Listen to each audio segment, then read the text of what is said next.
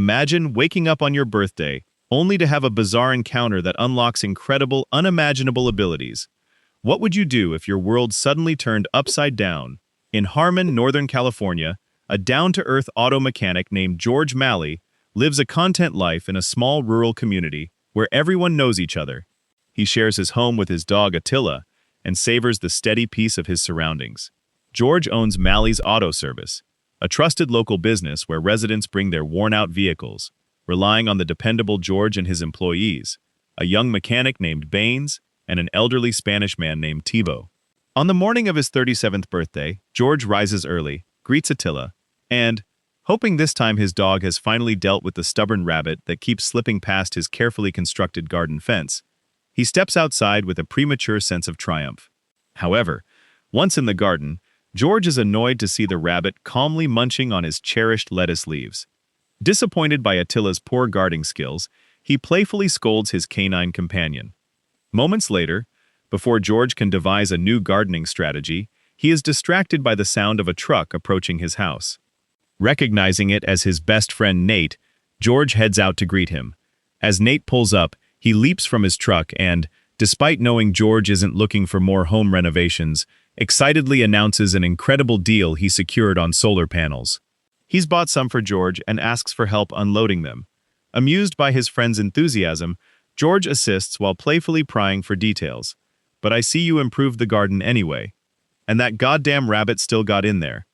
Once the panels are unloaded, Nate takes a moment to sincerely wish his best friend a happy birthday before preparing to leave. Who's going to put it together? Not me. Nate and George then discuss George's birthday party planned for that evening at a local bar. After settling on the details, George, with a hint of doubt in his tone, suggests he might ask his longtime crush, Lace, to accompany him. Nate scolds him for waiting until the last minute. After agreeing to meet at the party, Nate once again extends his warmest wishes to George and speeds away. A few minutes later, George prepares and heads to work. There, while George and Baines are busy with a vehicle, Tito enters and begins delivering a message to George. Always eager to learn, George quickly grabs his Spanish-English dictionary, as he always does, to understand what the old man is trying to convey, before Baines volunteers to translate. However, despite George's best and rushed efforts, Baines impatiently interjects, translates, and informs his boss that his very close friend and father figure, Doc Brunder, who works across the street, has asked the birthday man to look up at his window in a few minutes. But their conversation is soon interrupted by the arrival of Lace, whom George allows to sell her handmade chairs at his shop. George drops everything and rushes to greet Lace, complimenting her. After excitedly informing her that her chairs have sold out, he helps her unload more from her truck. "Hey, Lace, there's a party tonight at the El Cone bar. So, hey, you think you could come to the party?" "No, I don't like seeing my—" George is then redirected to Doc Brunder's office window, from which the doctor proudly displays a grand, happy birthday sign.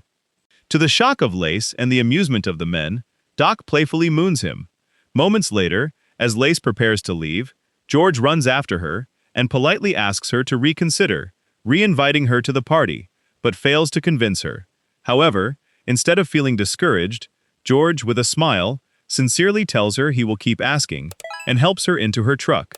Noticing Lace struggling to start her car, George offers his services to fix it, but is disappointed when she merely acknowledges his offer and speeds off. That evening, a giant sign announcing George's birthday, complete with his picture, is posted at the bar, and the locals gather to celebrate one of their own. Soon, George arrives, deeply touched by the turnout, and begins to enjoy himself, grateful to have spent another year among his loved ones, who have gone the extra kilometer to make him feel special. A short while into the party, Doc Brunder arrives with a gift. "Oh, Doc. Thank you." "Hey, Jimmy. You're welcome." George then playfully scolds Doc Brunder for embarrassing him in front of his crush earlier that day, and the group of men bursts into laughter, reliving the hilarious moment. As the discussion turns to Lace, Baines reveals how uncomfortable her handmade chairs are, until George comes to her rescue and defends her honor, even going so far as to criticize Baines's way of sitting in a chair. "How many ways are there to sit in a chair, George?"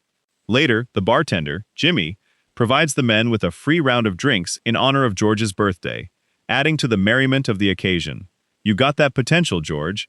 I always said George Malley has something extra to offer this world. There, on the quiet, still road, George takes a moment to raise his glass to the clear sky, grateful for life, and uses the minute to ponder his dreams for the coming year. However, seconds later, before he can fully grasp it, the utter stillness is unexpectedly shattered by a bright ball of light that appears out of the dark sky and strikes him. George collapses, losing consciousness for several minutes.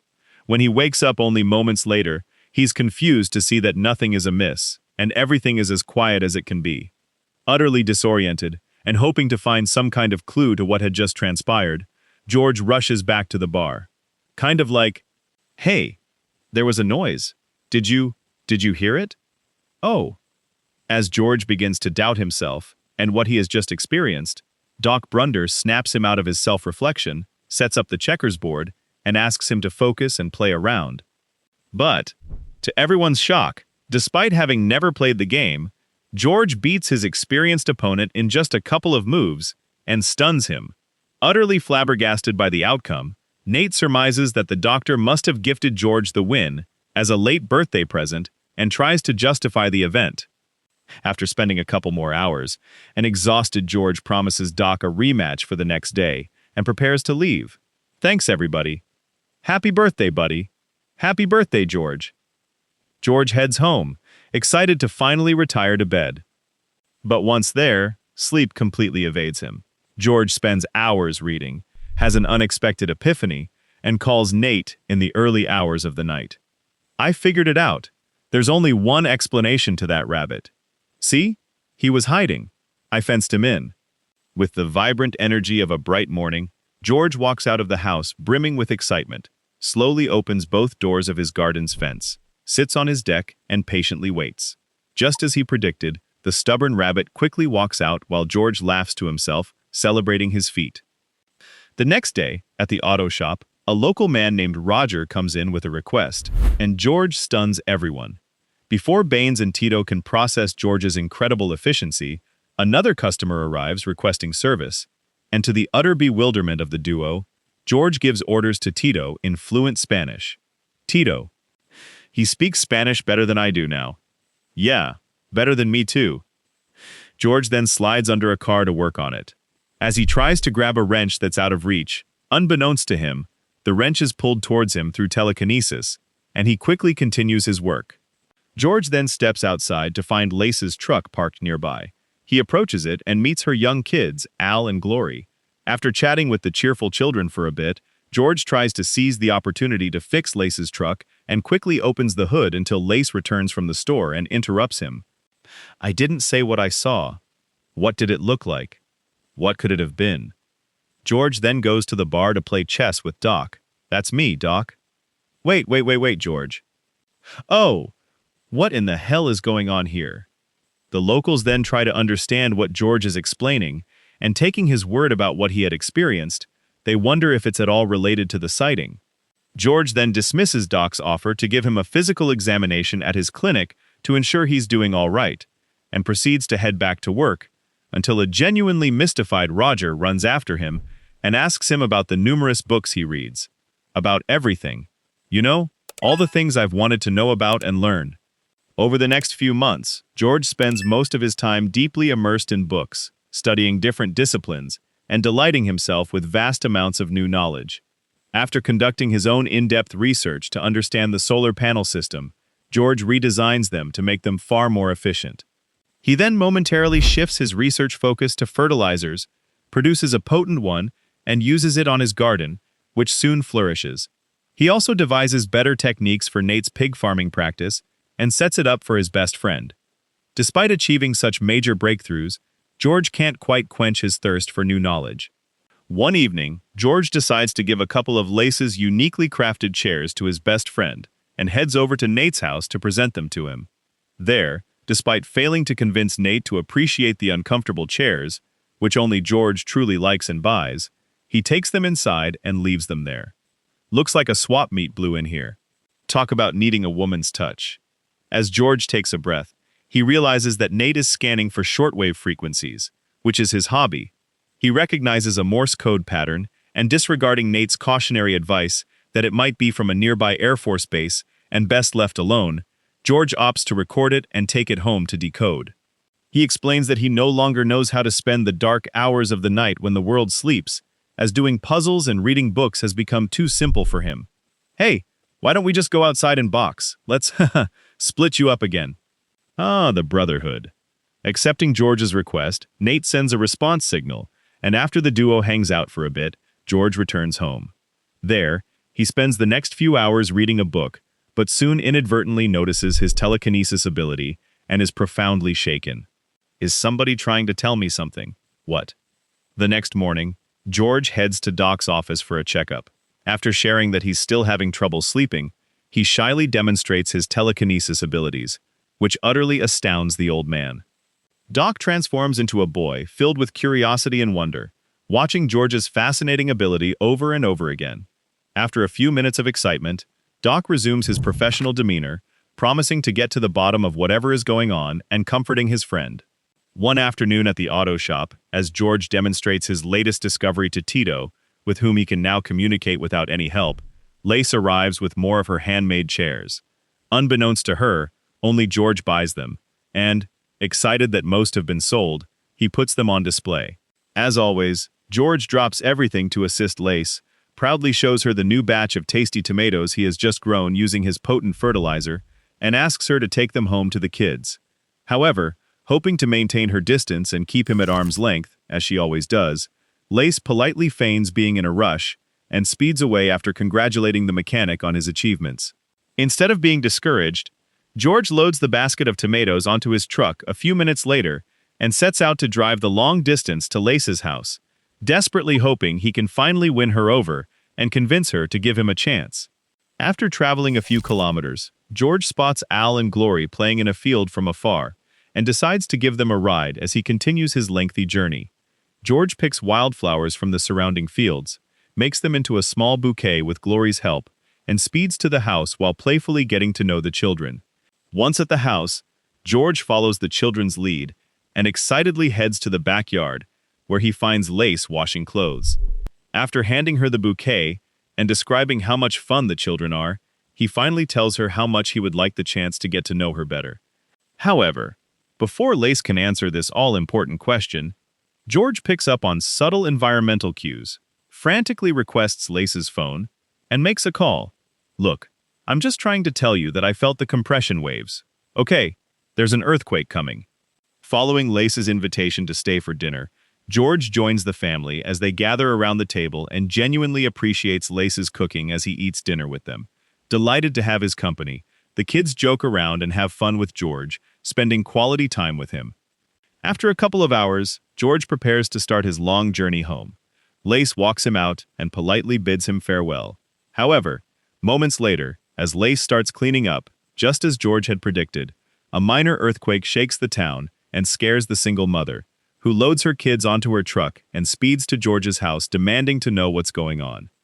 There, Lace finds a calm George who reveals that he doesn't know the source of his knowledge. However, before the duo can get to the bottom of this, Lace notices a number of her handmade chairs on George's porch, goes to inspect them closely, finds a room full of them, and is incandescent with rage. I just asked you for one thing, George, the truth, and you couldn't handle it. He was just trying to help Lace. A few days later, after decoding the Morse code, George goes to Nate's house to ask him to send back a message. And as the duo hangs out, Nate tries to convince George to call Lace and apologize, but fails. Then, to Nate's utter shock, George shows him his telekinetic abilities, and the duo starts wondering about the origins of such powers, but fails to find an answer. A few days later, Doc Brunder is summoned to the home of a Portuguese man who had fallen ill by the locals, who inform him that the man is new in the small town, and ever since he fell ill, no one has seen the young boy who arrived with him. Despite the patient's best efforts to explain his symptoms and story to the doctor, who begins examining him, the language barrier makes it difficult, forcing Doc to order the locals to find George and ask him to come to the location with a Portuguese-English dictionary as soon as possible. Meanwhile, at his house, George hangs out with Nate, who is impressed by the impressively flourishing garden in his friend's front yard and applauds his success. As George continues proudly tending to his garden, a seismologist named Dr. John Ringgold arrives and asks to speak to him. "We are very interested in how you were able to predict that earthquake, Mr. Malley." George then proudly shows Dr. John his recent projects. Mr. Malley, I took in-condition life insurance. All I'm interested in is the earthquake. We need to know if that was a fluke." Despite being impressed by the numerous discoveries, the doctor tries to remain focused and explains that George's skill needs to be replicated in a controlled environment and proven. A frantic Tito then arrives to alert George of the emergency on the other side of town and drives him there. Curious to find out what's going on, the doctor tags along as Tito speeds to the location while George sits in the car quietly studying the Portuguese-English dictionary. After a 20-minute drive, the trio arrives at the location, and Doc Brunder tells George to speak to the patient. To the bewilderment of everyone, George speaks to the man in fluent Portuguese and learns that both he and the young boy Alberto had eaten some bad food and gotten sick, but now Alberto is missing. Following George's directions, the locals head to the nearby woods to look for Alberto. After a few minutes of futile searching, George starts to feel the boy's pain in his body. Following his heightened senses, he leads the men to a treehouse. However, the pain becomes too much to bear, and George falls to his knees before he can reach it. Desperate to help Alberto, to the horror of everyone, George uses his telekinetic abilities to remove the pile of logs covering the ladder to the treehouse, and advises the men to look for the young boy there.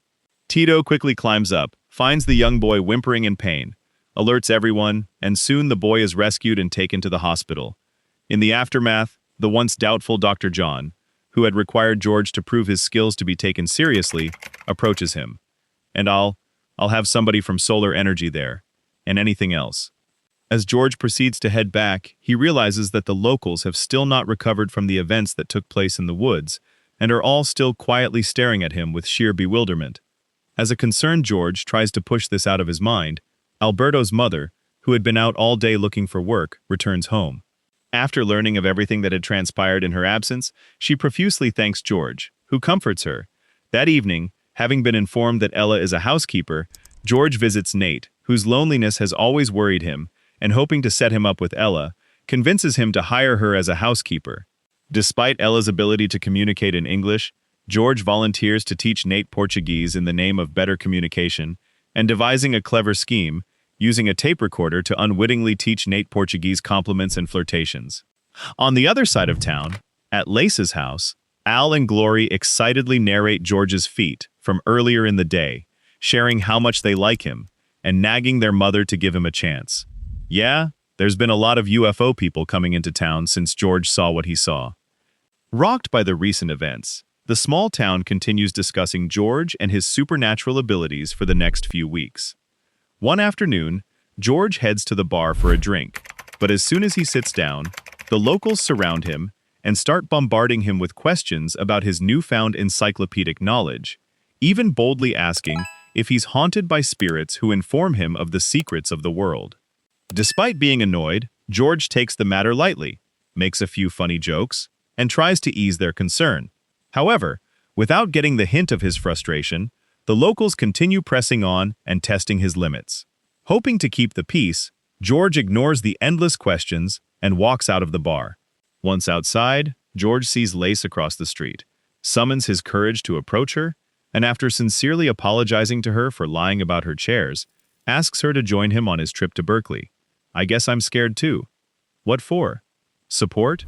I'll be outside your shop at noon if I'm coming." Meanwhile, Ella arrives at Nate's house to introduce herself and work out the details of her employment. However, at the sight of the beautiful young woman, the normally confident Nate struggles for words, fighting to maintain his composure while quietly thanking George for everything. As Ella proceeds to leave the house, promising to return and start working the next morning, Nate, hoping to impress her, speaks to her in the Portuguese phrases he had learned and unwittingly flirts with her. Elsewhere, George returns home and is confused to find his house swarming with FBI agents. Curious to find out what's going on, George heads inside and meets with the lead agent, Jack Hatch. "Well, who taught you the cipher, Mr. Malley? Who trained you?" "As I said, nobody. Later, while a terrified Nate sits in a cell, wondering how he can possibly get out of his predicament, George is escorted to an interrogation room where he is presented with numerous signals and tasked with decoding them. After giving it a few perfunctory attempts, George explains that the task is too complex, turns it down, and instead asks to speak to his best friend, who is being released from custody. It caused the cancellation of a top-secret training exercise, Mr. Malley, the scrapping of an entire cipher system. Annoyed that they are getting nowhere with George, the head of the FBI devises a plan to detain George without formal charges. Can you keep holding him? Yes, we can. He resisted arrest. Hence, George is kept in custody to be tested by Dr. Niedorf and utterly stuns him. If a man is born in 1928 and he's still alive, how old is he? 67 years, 9 months, 22 days, 14 hours, and 12 minutes. As the doctor watches in disbelief, George casually answers a series of difficult questions. Then, to the utmost shock of Dr. Niedorf, George sits back in his chair and starts moving a pencil through his telekinetic power. Is that a trick pencil? No. I asked it to move. George is held overnight. In the morning, Jack approaches George, sheds the previous hostility, and asks him to join the world of intelligence and use his superior intellect to serve his country. It's home for me, Jack. I'm jumping out of my skin here. Cornered by the lack of any actionable charges, the FBI reaches out to Dr. John, and after detailing that George is considered a security risk, warns him against granting George any access to personnel or information. Elsewhere, in Harmon, George returns home that night and heads to Lace's house under the cloak of night. As if he were a teenager, he knocks on her bedroom window. Lace rushes to speak to George and checks on him to make sure he's doing all right. I should probably leave you alone, shouldn't I? I guess so. Your face says otherwise, Lace. Heartbroken, George heads to the bar to meet with a still-shaken Nate and profusely apologizes to him for causing all the distress. Having heard the ordeal through the gossip grapevine, the locals ask George what the FBI did to him, which triggers him. George embarks on an impassioned monologue, describing the overwhelming burden of a mind teeming with a million ideas, and goes around giving the local people ideas on how to improve their lives. 6 more cars in, and nobody gets fender benders. All right, where's Paul at? George then gets more heated, detailing that Dr. John has canceled his trip to Berkeley, and he unintentionally shatters a large bar window with a surge of telekinetic power. Seeing the fear in the eyes of the locals, among whom he was born and bred, a disheartened George apologizes and flees the establishment. To make matters worse, Baines resigns from the auto shop a few days later, which further deepens George's despair. As word of the ordeal at the bar spreads, Doc Brunder visits George at the auto shop, hoping to provide him with loving fatherly support. Well, look, I was mad, all right? I was pissed off. And I'm not mad now. Okay. You won't give me a chance to explain anything. I look at them, and they, feeling isolated by the great phenomenon that had seemingly improved his life at the beginning, George feels trapped, unable to derive joy even from his cherished pastimes, like gardening. Suffocating in his new reality, he finds himself retreating into nature, spending hours gazing at the towering trees surrounding his house, just to calm his anxious nerves and find a moment of peace. Elsewhere, Lace learns from her kids that there is a pervasive conspiracy theory circulating through the school and town regarding George. She uses the opportunity to remind Al and Glory of the painful ostracization they experienced after their father's departure, imparting a crucial life lesson against bullying. Sensing the severity of George's predicament, Lace visits him at his house. As soon as he sees her, an excited George shares his decision to speak to the locals at the upcoming library fair to explain himself, so that they would understand him better and stop fearing him, and asks her what she thinks of his decision. But before Lace can answer him, seeing his state and his disheveled look, Lace turns down the drink and instead offers to give him a haircut and a shave, which George happily accepts. Later, once finished with her task, seemingly terrified by the new unexpected intimacy, Lace flees the house after promising to return later.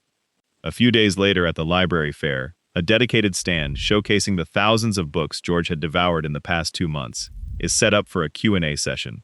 Hundreds of locals gather around to hear from the now mysterious man himself, and soon, the local press joins in. Doc Brunder and Nate start things off with a couple of questions, which George answers with humor, breaking the ice.